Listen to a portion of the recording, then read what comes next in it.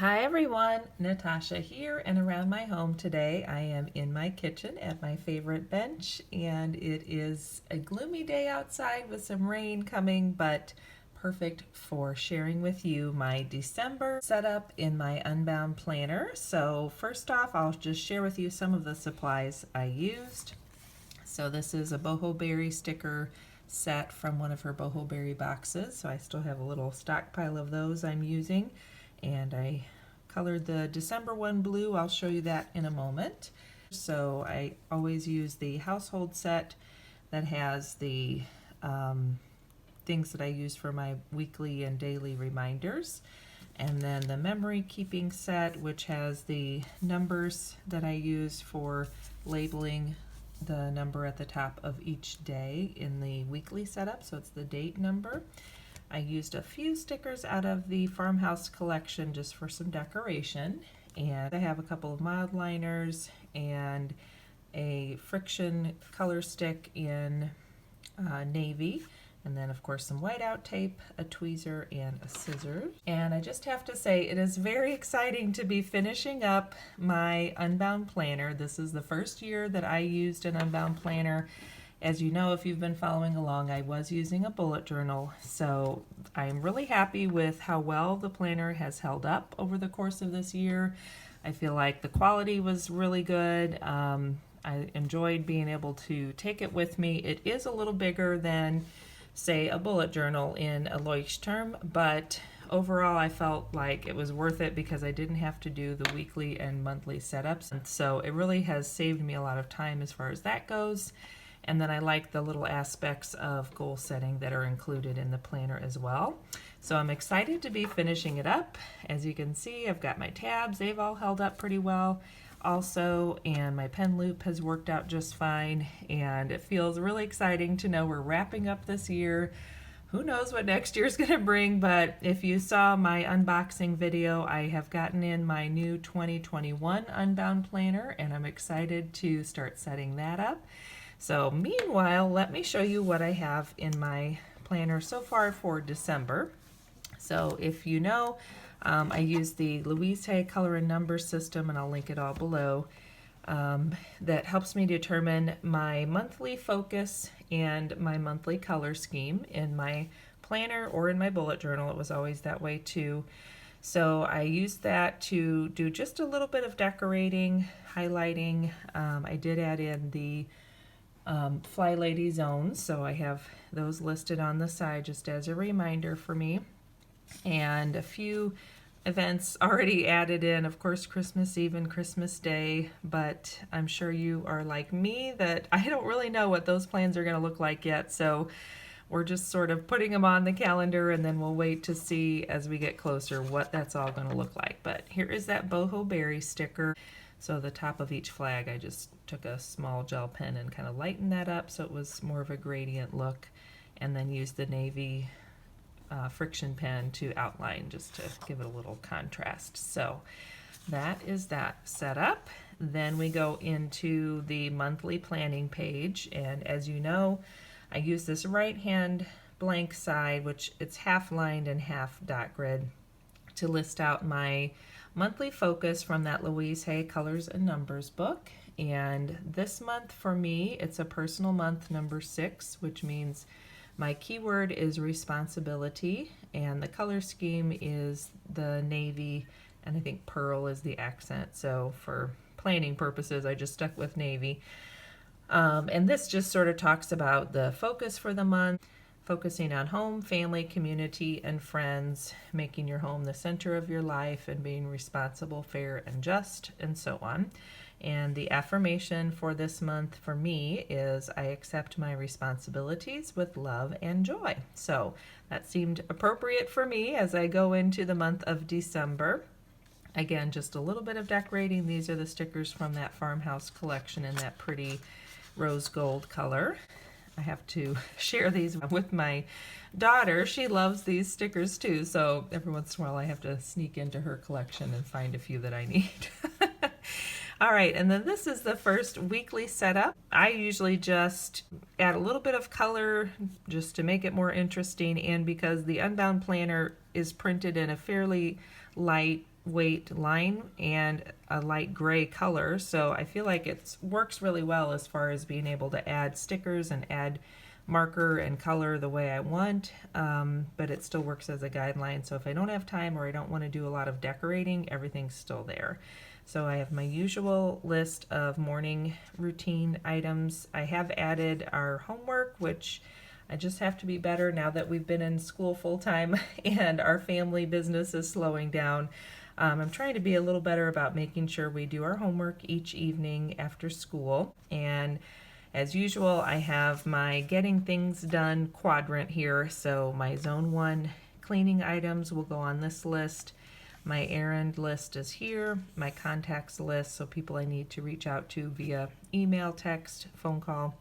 And then my self-care list, and this is just really a good reminder for myself more than I don't look at it as something where I have to do all of these items. It's just kind of a fun, selection that I can choose something if I have a little time and I want to try to squeeze in a little self-care, like the pumpkin mask only takes 5 minutes. That's one of our special Jordan Essentials masks that came in a Joyful Jordan box in October, and so that's been fun to use, and with only taking 5 minutes I can usually get that done pretty quickly.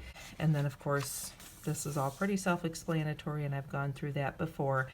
I'm excited to get started in the new planner for 2021 because this has all been revamped, and I'm looking forward to the new setup and the new layout as far as that goes.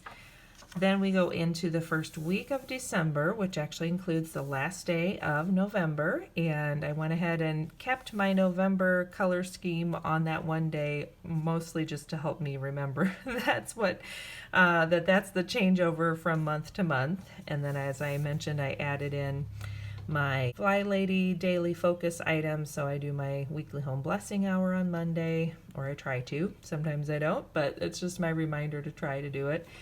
On Tuesday, I do the plan and pay, so I try to get bills paid, plan out my menus, plan any events coming up, make sure the next week is kind of on my radar, because as things have gone this year, I can only plan about a week ahead, it seems like, so we just do what we can. Wednesday is anti-procrastination day, so try to get done a few things that I've been putting off or haven't seemed to find the time to do. Thursday is my errand day. And Friday is clean out the car, clean out your purse, that kind of thing. Clean out any bags that you carry around on a weekly basis. Saturday is family fun day, and I just have this, I guess it's a bed symbol to remind me to rest on Saturday. And then Sunday is Renew Your Spirit Day. And I've listed out my daily different areas of my life that I try to focus on. So the very top box is just kind of the daily repeating items. I'll go through and add the weather, and then I also add my personal number to each of these boxes, so I remember that. Then the schedule box is where I'll put any timed appointments for that day. And then I have any home items, social media items I need to take care of, any Jordan Essentials business I need to do, customers I need to follow up with, or orders I need to place, that kind of thing. Personal is just any of my own things I want to work on, and I've flip-flopped these so that I have this larger section at the bottom with the 4 boxes as other, so that's just sort of the carryover for anything that doesn't seem to fit or I need more room for. And the bottom section is for my gratitude, and I still like having my meals listed out over here. I don't always stick to it, but it just gives me an idea and helps me remember what ingredients I have on hand for different things I could make. And then of course the don't forget box at the top. So that's how that's laid out, and this is where I mentioned I use the larger stickers to make the numbers a little bit easier to read, and that's from the memory keeping book. So that is my first week laid out, and I haven't gone forward into the next week yet. So, and just as a quick note, let me go ahead and show you some of the differences between between this year, 2020, and next year's planner, 2021, just so we can see, because I did not compare those in my unboxing video.